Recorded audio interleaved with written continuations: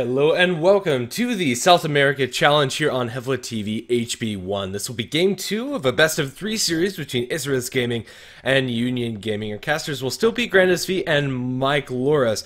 As far as game 1 is concerned, Union Gaming looking really strong, even with a handful of stand-ins, but this time around it looks like they've switched one of them up.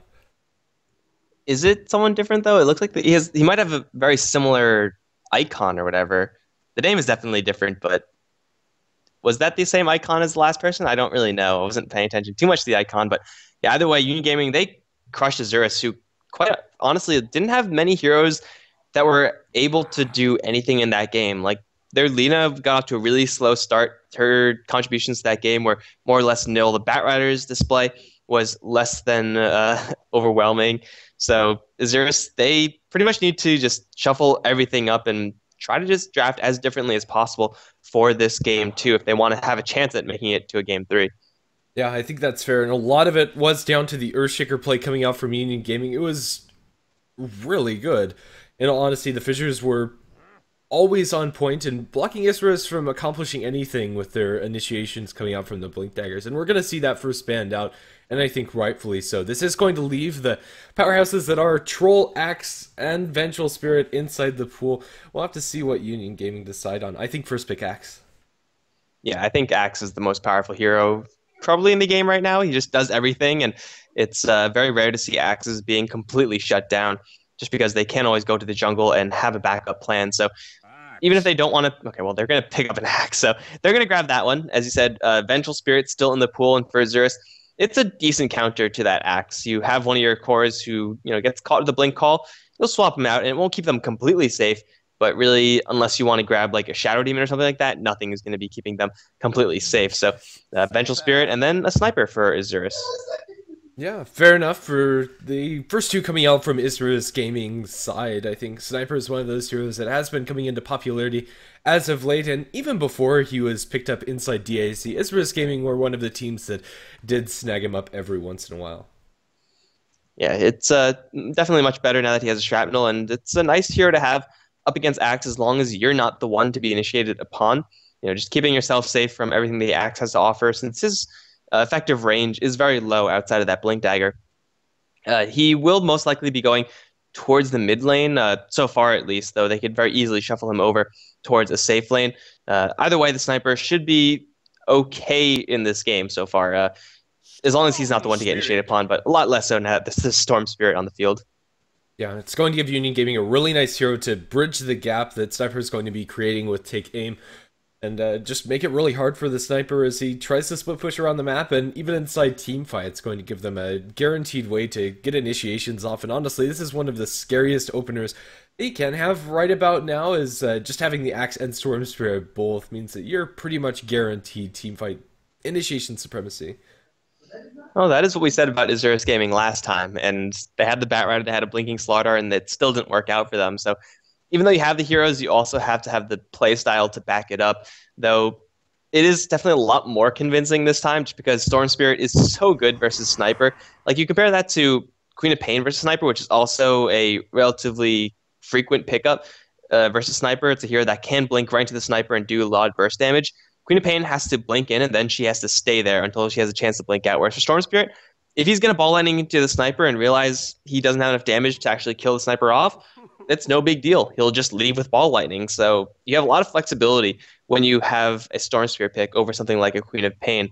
And it's actually Isurus themselves who banning out a Skywrath Mage. It is pretty good against Storm Spirit, but it seems like they're just a lot more scared of an Axe Mystic Flare combo. Yeah, I think it would have been something that they should have left inside the pool. Regardless, they need some way to lock down this Storm. Is right now a Magic Missile just does not cut it. Rubik's available, but really the heroes that they'd like to have, the excuse me, Axe, Lion, and to a certain extent the Skywrath Mage, are all taken away from them. Yeah, so Isurus, they need some way of dealing with the Storm Spirit. Chen is definitely not the hero that you want to be picking up in order to deal with just the ball lightning itself. Alternatively, when you're dealing with Storm Spirits, you could always just apply lots of pressure in the early game. And it seems like that's what Isurus want to do. At the very least, it's a nice change of pace from their game plan in game 1, and I like it in that regard. But Union Gaming, they have an axe, and it's hard to brute force an axe in the early game just because he's more than happy to take you head on and go in 1v3, and he will probably die, but he'll take a couple of your heroes down at the same time. Yeah, very scary. Union Gaming are lacking a lot of their support, so we'll just have to see what they settle on. I think Witch Doctor is probably one of the best ones that they could pick up here, just as an all-around good support, and the Paralyzing Cask very annoying for the Chen to deal with in particular. Crystal Maiden also seems pretty reasonable. The Frostbite lasts for like 10 years when you cast it on a Chen, and having a little bit of extra mana for an Axe and Storm Spirit can be a lifesaver. Though it is going to be a disruptor pick for them. It worked out pretty well in game one. However, there's no real need for a hero like Disruptor just yet. So I'm not entirely convinced on this pick. Isurus, though, they're going to grab a Tiny. And this is a hero that I have not seen picked up without an IO partner in ages. So it's just looking to be like a single Tiny all alone. Kind of lonely, but he does sometimes do a lot. Yeah, it should be a Blink Dagger game for the Tiny, and they're going to play him a little bit more in a tempo controlling role, but it is very interesting to see him not paired with the Wisp. It's not something we see very often, and it takes away a little bit of what's scary about the hero. Right now, they do have the Vengeful Spirit to somewhat buff up his damage, but yeah, Tiny in a vacuum, unless he gets off to a really good start, can fall behind very heavily, and Isurus Gaming rely very much on being able to do well inside the early game. Sand King's going to pick up for a Union. They're going to be a little bit more inclined to play this passively early on, I feel. Just leave the Disruptor zoning out inside the lane, and Sand King and Axe can farm up jungle for their blinks.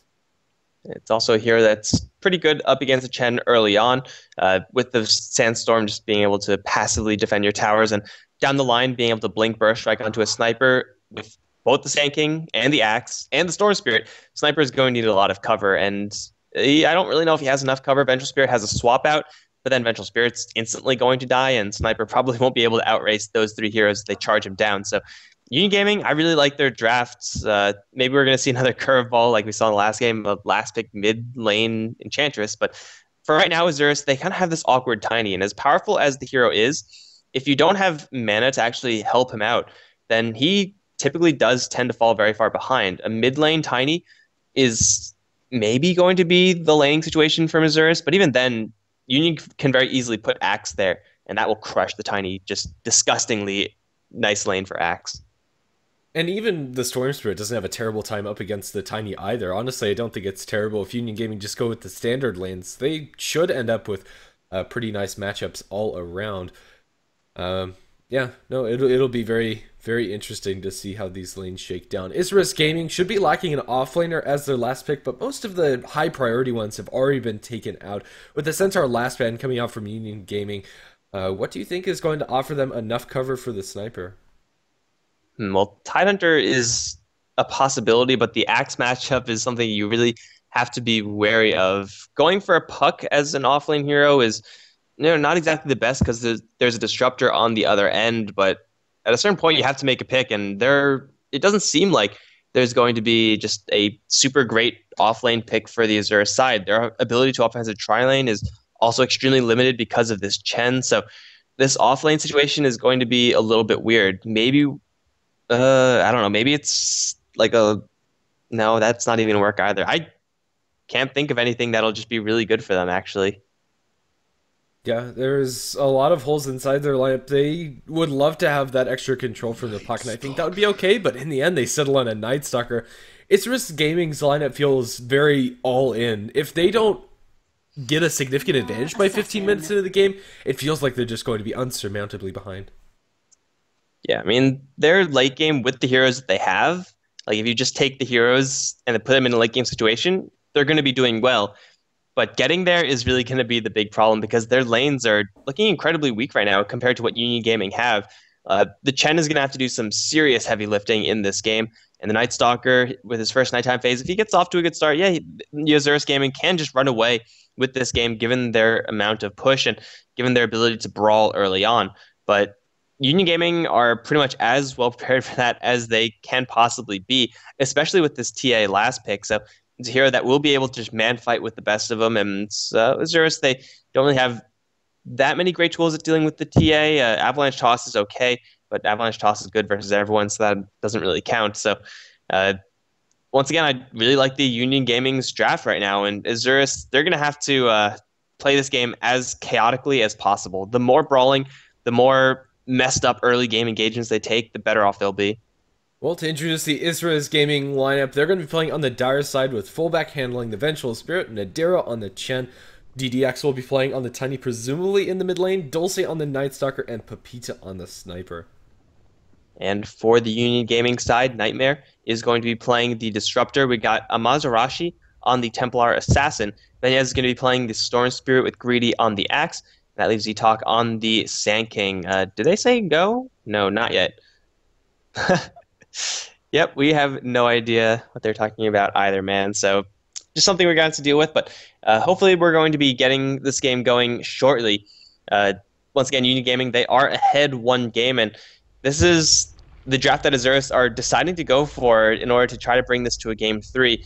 I don't really know if this is their comfort zone, but it is kind of hard to say that any team drafting this would be still in their comfort zone. These heroes are just, I don't know. I don't even know what's like the proper way to put it. It's like they just grabbed a whole bunch of heroes that are good and then just put them together. Yeah, some sort of fruitcake lineup. Yeah, that actually does make sense. People don't like fruitcake though, because I don't actually know why, but yeah, maybe that's why I just don't like Isurus's draft, because it's a fruitcake and I don't like fruitcake automatically. Just I don't think I've actually ever had it. No, I can't say that I have either. It doesn't sound bad. Like, there's nothing wrong with fruit and there's nothing wrong with cake, but suddenly put them together and it's just not good anymore. Yeah, I'd imagine the consistency might be what throws people off, since there are like nuts and stuff in there, but that's the easiest way to mess up a food. Just add nuts to it. Well, we'll have the good to go coming up from Isurus. Hopefully it'll be returned by Union Gaming shortly, but I'm really interested to see how these lanes shake down for them. If it is just going to be like an off-lane solo Night Stalker, how he's going to fare. Yeah, Night Stalker is a pretty important hero for Isurus to do well right now. He's going to grab boots first, and well, Dulce did play the Bat Rider in the last game, and he's getting quite a bit of help from the items from the rest of his team, so it looks like it's just going to be a off-lane Night Stalker, a mid-lane Sniper, and a safe lane Tiny. That's, to say the very least, very interesting, but the problem is, once they get to this top lane, they're going to see an Axe. And Axe is, even though he doesn't have Ring of Protection early on, is going to be able to just charge the Isurus side 24/7 and make their lives very difficult. Yeah, definitely so, especially if your name is Tiny. A 0 base armor hero, even starting out with the 4 Iron Branches, isn't going to remedy that. I'm not exactly sure what his starting armor is, but it's abysmal.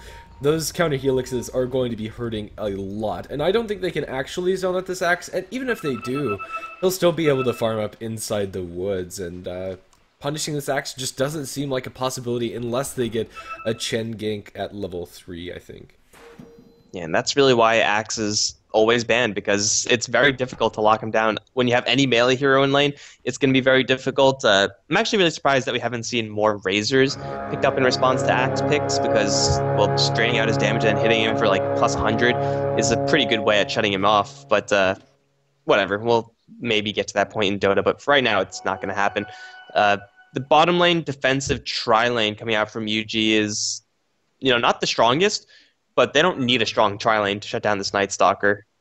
No, honestly, I think the Disruptor by himself should be enough to zone him out pretty effectively, and even in 1v1 scenarios, Benez is going to be just fine on the Storm Spirit. Mid lane matchup, both of these heroes did get the bounty rune to start things off, but this is going to ensure a bottle for the TA, whereas Pepita is kind of forced into going for stats early on, since he just has such an abysmal starting damage. The Shrapnel is going to eat through the Fraction, and at least for this first wave, the Sniper is doing pretty well for himself. Yeah, this is not a good lane for the Templar Assassin. She can't close in the distance effectively versus the Sniper. If she does, she's going to be taking a lot of damage, and she might actually die right now. Shrapnel does a couple more right clicks, gets a lucky headshot proc, the shield does go up, and she will survive. But she's going to be outranged, she's going to be outgunned, and she doesn't have her defensive charges in order to keep her safe, at least most of the time, as long as there are shrapnel charges available to the Pepita. So this is a very, very easy lane for the Sniper to execute in. And Amazarashi is going to die right now. The shield goes up more time, but it will instantly be brought down. Idara coming from the side will also snag the Courier.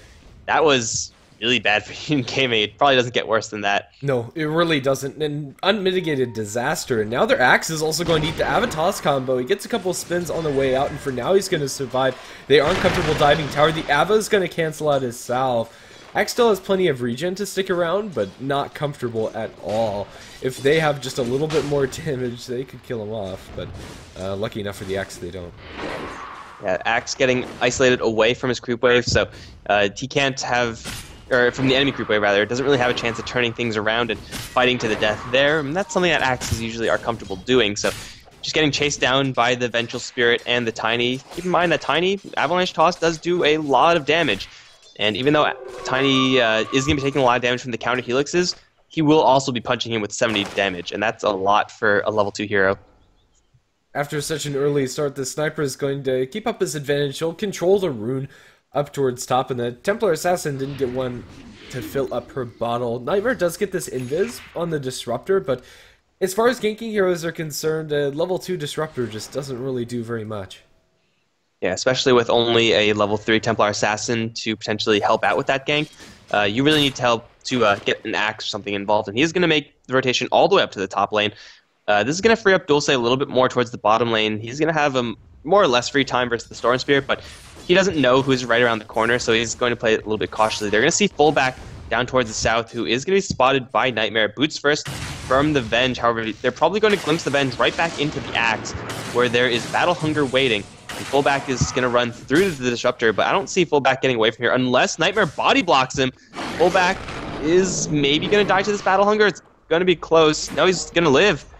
That was potentially a really bad mistake from the Disruptor. In the end, Vengeful Spirit denies herself. I don't think that was necessary, actually, but doesn't really cost anything since the Venge is such low level. We'll be back up and running soon enough, and I think she bought a TP first, and now we'll pick up 3 Clarities. Mid lane, the Templar Assassin continues to just get manhandled by the Sniper. With the bottle up and running, Pepita's able to spam out the Shrapnel, and I think she might end up dying. No, gonna survive at least for a little bit longer. No Shrapnels are left. Yeah, but now she's like awkwardly stuck here. Pepita, fortunately for the Templar Assassin, does not have any more shrapnel left, but Mazarashi is playing this lane very aggressively. Like, what are you doing? Like, that isn't really going to be a surprise. And up towards top, the Axe also going to be brought down at the exact same time. It just seems like this Templar Assassin, yeah, that pretty much sums it up. Yeah? What is going on? I really have no idea. Like, Union Gaming, this stand-in is... The stand-in is defective, guys. You need a different stand-in. I think they Hopefully might, though. It's still under warranty, maybe, but the Templar Assassin, it seems like she's just throwing this lane away. Like, she's sticking around at less than 100 HP, knowing the enemy has a tool to get rid of her shrapnel, and now she's going to get blinked upon with the centaur, or tossed upon, rather. Like... okay, that one you probably couldn't have seen coming, but still, the Templar Assassin is getting absolutely destroyed, and in the process, she's feeding a Sniper because of it. Yeah, that was a smoking coming out from Isurus, taking away their safe lane Tiny for a little bit. That toss was coming out from Fog. So I don't blame the TA for that death, but it still doesn't make up for the fact that the lane's a disaster. Union Gaming are still getting a good amount of farm on their Storm Spirit, but he's going to need to do a lot of heavy lifting come the mid-game. DDX is looking for Greedy as he runs into the Vengeful Spirit. They'll look for a toss, can't actually find an angle. DDX is going to get called in, but Greedy's not in a comfortable position either. They'll toss in the Vengeful Spirit. Body blocks are not there yet. Eventually they are. Greedy's getting blocked in. They don't have any further lockdown. Ava is cooling down in 4 seconds. Fullback might end up losing his life beforehand. They toss the Axe back into the creep wave. DDX does not have mana to actually avalanche here. Now he's getting called in with creep wave at the ready. They have a glimpse here for Nightmare 2, and it looks like DDX is down. Can he kill off Greedy first? The Ava will get the kill, but Axe killed him off beforehand. Dulce Mania is going to come in from the sidelines with the magic missile into Nightmare, making it a 2-for-1 trade. This game is just so messed up, man. I said it before, Isurus, the more messed up fights they take, the better off they'll be. I didn't exactly mean fights like this, but the Night Stalker going to swoop in. First nighttime phase has been up for about 2 minutes now, and he's level 5 with the bottle and boots, so he is able to do quite a bit. So they get that going, and Axe sticking around for a little bit too long, a little bit too greedy, and now Mazarashi He's going to run into an angry Night Stalker. He's going to get silenced right before his plan to meld is going to work out. One more Void is awaiting him, which will be blocked by the Refraction. Going to try to TP out now. Dulce is going to have to let that Templar Assassin go, but this TA is, at this point, going to be a non-factor in this game, at least when you compare it to the Sniper. That said, neither team are really farming very well on any of their heroes. In particular, Isurus. They've roamed around a lot with this Tiny and left the Storm completely unchecked. So even though they're at a very disadvantageous KDA, Union Gaming are still able to keep up as far as the items are concerned, since they have a Sand King jungling away through the meantime, and their Storm is getting unmitigated farm. Greedy up towards top, going to eat an Avatos, and he's going to get assassinated. Point blank, no, the call's going to cancel it out, but doesn't matter. In the meantime, the Storm also dies to the Night Stalker rotation coming in from Dulce with some help from the Vengeful Spirit. Yeah, you were just getting done talking up the Storm Spirit, but of course, as soon as you were done with that, he wasn't packing the most mana, but that wasn't even relevant. He was silenced the entire time, and the Magic Missile and level 3 Void, it was a very easy kill for the Isurus side. Now 8-2 in lead right now, and they have heroes converging upon a Mazarashi once again. They're smoked up, toss Centaur Stomp, and Templar Assassin has a meld to potentially get out of this, but that won't even be used in time. Templar Assassin down for the 4th time, and now Isurus, they have a pretty nice creep army in the mid lane. This tower is already more or less dead. Like, it's very fragile, or very low already, but this is going to be a tower at the very least for Isurus. They might even be able to go up towards the top lane and grab a second. Yeah, honestly, not something I thought about during the draft, but these toss ganks coming out from the Tiny and Chen have been working quite a lot of magic inside the mid lane in particular. Pepita going to be playing very aggressively up against Greedy, but can't actually secure that kill with no help inbound. The Night Stalker was too far away. Yeah, but their Night Stalker is going to run around for Greedy. Even though it is daytime, a Void is a Void. Greedy is going to be assassinated. Will connect, not quite in time. Axe is able to TP out in the meantime in the bottom lane. Kinetic Field goes up, trapping the Chen, but Chen has so much health here from allies and from his own creeps that he's not really going to care. Benyaz is going to get silenced. Darkness is also popped, glimpsed back, but that's not even going to work because the Storm Spirit's already dead. 2-10 now, and they're chasing for more. They're going to see the Sand King. Do they have any true sight here? They unfortunately don't, but the Sand King is maybe going to lose a little bit of this gold, and he really needs this gold to get a Blink Dagger so that UG can get something going on in this game. In fact, he's going to lose all of them except for one Hellberry. Turns around for the Magic for the Burrow Strike on the fullback, but the turnaround with the Void is too much. Stock going to end up losing his life as Isurus are putting together this early game in a way that I didn't think was possible. It is kind of the fault of the top and mid lane of UG. They just fell apart from the get-go in this game, and they're going to try to make something happen with Benyaz now. Storm Spirit is level 7, has a Soul Ring ready, so he can, in theory, do stuff. But when you have an Axe and a Templar Assassin who are this far behind, this early on, it's really hard to mentally come back into it and actually come back into it in this game, because they're now going to lose their last tier 1 outer tower. And Isurus still have a Chen who's just, walking around with a whole bunch of Centaurs, and a Tiny who's also joining the fray. DDX is very close to a Blink Dagger of his own if he wants to go for that item, but even if he doesn't, like a fast Aghanim Scepter can make it so that the late game is on lockdown for Isurus. Yeah, they're really just commanding Union Gaming now, invading their jungle with the Chen as well as the Tiny. They're just partnered at the hip. It's not the Tiny combination we're used to seeing, but it's working out pretty nicely for the team, all things considered. You have all of the components for the mechanism up for the Chen, and now Isurus are going to go in for a Roshan with the beefy creeps to tank this one up, as well as a Medallion and Wave of Terror for minus armor applied. They can get away with this, it seems. This would, in theory, be the place where UG stage some sort of fight and then therefore make some sort of comeback, because Isurus, they're all in that Roshan pit. Very easy pickings for likes of a Blink Epicenter or a Static Storm or something like that, which they would have if they weren't so far behind right now. So instead, Isurus, they walk into the Roshan pit, claim that one, and the Disruptor for some reason is still sticking around in the bottom lane, and now he's just dead. I don't think that was pretty surprising. Like, I think most people would have seen that coming, so I don't really know why the Disruptor was sticking around there, but it's a very easy kill for Isurus after having grabbed Roshan, and they could go for towers, or they could rotate mid and get kills. There's not much that's stopping them right now. No, Disruptor, all he wanted was level 6. Blink in, Avatos in mid.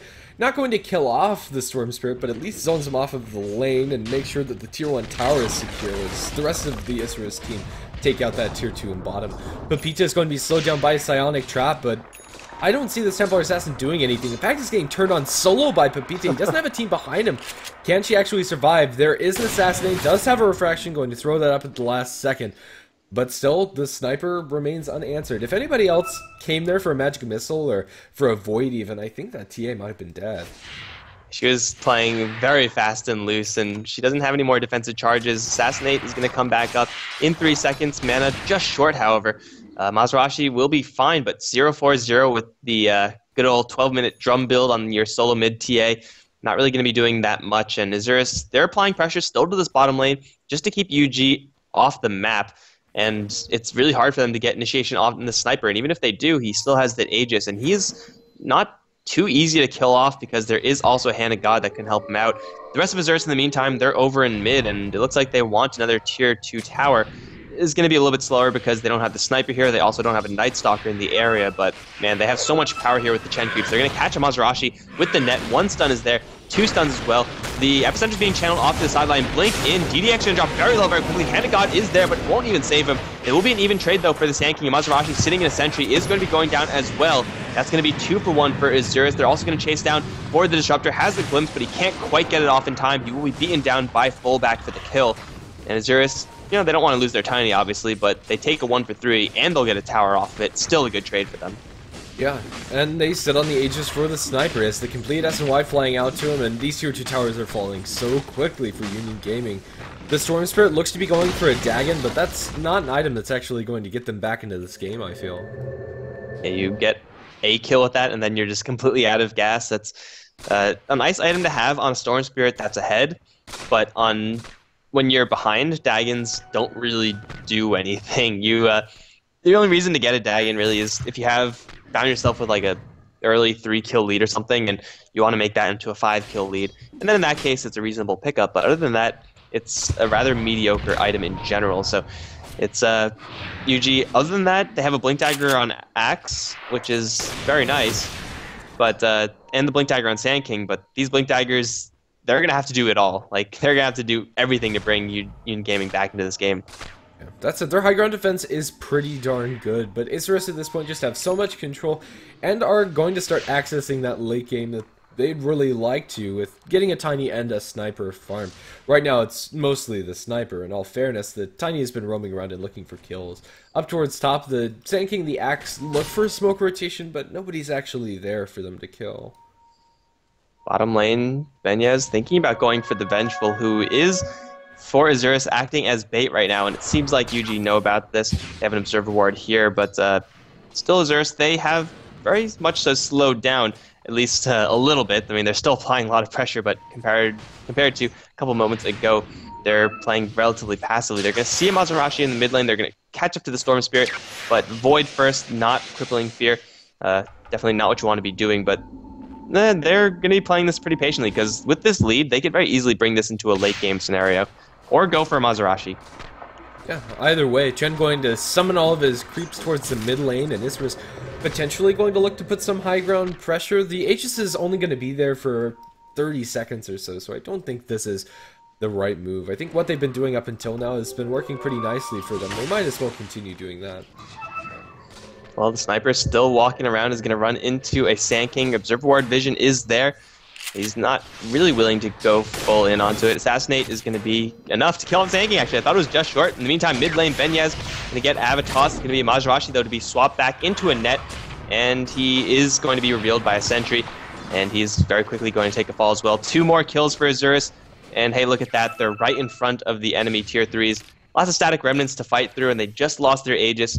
But I think at this point with the Chen army, you might as well just go for it. Yeah, you questioned inside the draft whether this would be inside Isurus' comfort zone. And, well, it looks like it is, but more than anything, it feels like Union Gaming just aren't comfortable playing on these heroes. Or at the very least, their stand-ins just aren't doing very much work for them. It's unfortunate that they just haven't been able to put anything together, at least for them. Pepita's Aegis has worn off, so maybe there is an opening for them to actually get a fight. But Isurus are just going to make the conservative play and at least back for the next couple of seconds and look for an X. They find him with the shrapnel vision. Avatos. Greedy is completely dead. Netted down to the ground though. Channel and Epicenter looking for a turn. He's gonna jump in, but Dulce is too darn tanky. They'll mech him up, and it doesn't look like anything's actually happened. Static Storm going to connect on the floor with the kinetic field, but where's the follow-up damage? Nadera's still surviving over in the sidelines, able to get off the hand of God. He gets a double kill, and now Isurus are in a position where they can actually go for high ground. So Union Gaming, they feed over their two big initiators. Storm Spirit's still alive, but what can he actually do aside from zip in and hope to God that he doesn't get hit with that crippling fear? Isurus, they get a pretty free roll in that mid lane area. Now looking for a little bit more. They're going to catch Nightmare with a couple of shots. Vita not close enough to chase, but the Chen army is still here. They don't really have the best auras, but they have so much meat on the front line that Union Gaming can't really get through that. They're going to go for it anyway. They might lose a Centaur. Who cares? Yule's Scepter being picked up instead for the Storm Spirit. Vita's going to get initiated upon. Swapped out, though. He's going to be just fine. They're going to lose the axe immediately. And Z-Talk also going to take a fall. Benyaz, meantime, Silence Up is going to be cycloning himself up into the air. Nagaro dropping pretty low for Isurus, but they're still pretty healthy as Amashirashi gets locked down to the floor. GDX blinks in to toss the Storm Spirit back. That's 4 kills for Isurus, and they hardly break a sweat. This is over, man. This game was brutal. Yeah, it really was, though. If Union Gaming were on even footing, that last fight could have gone so good for them, but in the end, the lanes just completely fell apart for them. There wasn't anything that they could do, and, well, although draft in theory was pretty good, if your laning execution isn't up to par, everything can absolutely go down the crapper. In the end, it's going to tie the series up 1-1. We'll be into game number 3 coming up shortly. Let's see who's going to be able to close it out. I honestly have no idea. Yeah, hopefully it's going to be a little bit less one-sided.